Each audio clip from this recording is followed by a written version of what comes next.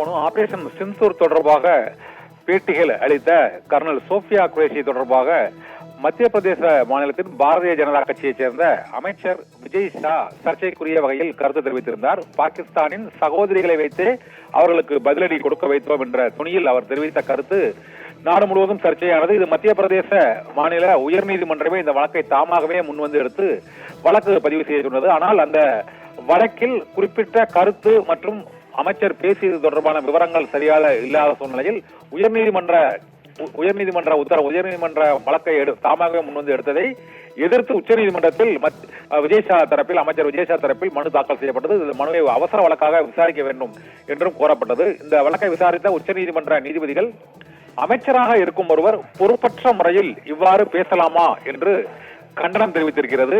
மேலும் அமைச்சர் மீதான வழக்கு பதிவு செய்ய சொல்லி உயர்நீதிமன்றமே உத்தரவிட்டும் அந்த வழக்கில் அவர் பேசிய பேச்சின் சாராம்சம் மற்றும் அவரை தண்டிக்கக்கூடிய வகையில் வழக்குகளின் பிரிவுகள் ஆகியவை குறிப்பிடப்படவில்லை என்பதால் அந்த எஃப்ஐஆரையும் கண்காணிக்கும் நிலைக்கு உச்சநீதிமன்றம் நிர்பந்திக்கப்பட்டிருக்கிறது என்றும் உச்சநீதிமன்றம் அமைச்சர் விஜய் ஷாவுக்கு கடும் கண்டனத்தை தெரிவித்திருக்கிறார். இதனால் கர்னல் சோஃபியா குரேஷி தொடர்பாக மத்திய பிரதேச மாநில பாரதிய ஜனதா கட்சியின் அமைச்சர் விஜய் ஷா தெரிவித்த கருத்துக்கு உச்சநீதிமன்றமும் கடும் கண்டனத்தை தெரிவித்திருப்பதுடன் இந்த வழக்கு விசாரணையை அவசர வழக்காக விசாரிக்க முடியாது என்றும் பொறுப்பற்ற முறையில் அமைச்சர் பேசியதை ஏற்றுக்கொள்ளவே இயலாது என்றும் கண்டனம் தெரிவித்திருக்கிறது. ஒரு நாட்டின் மிக முக்கியத்துவம் வாய்ந்த ஒரு நடவடிக்கையில் நாட்டின் பாதுகாப்பு மற்றும் நாட்டின் இறையாண்மை தொடர்பான ஒரு பிரச்சனையில் அந்த பொறுப்பை ஏற்ற ஒரு அதிகாரியை ஒரு அமைச்சரே இவ்வாறு விமர்சிப்பது பொறுப்பற்ற தன்மை என்று கடுமையான கண்டனத்தை விஜய் ஷாவுக்கு தெரிவித்து அவரது கோரிக்கையை ஏற்க முடியாது என்றும் அந்த வழக்கின் எஃப்ஐஆர் மற்றும் வழக்கு பதிவு செய்யப்பட்ட முறை ஆகியவற்றை உச்சநீதிமன்றமே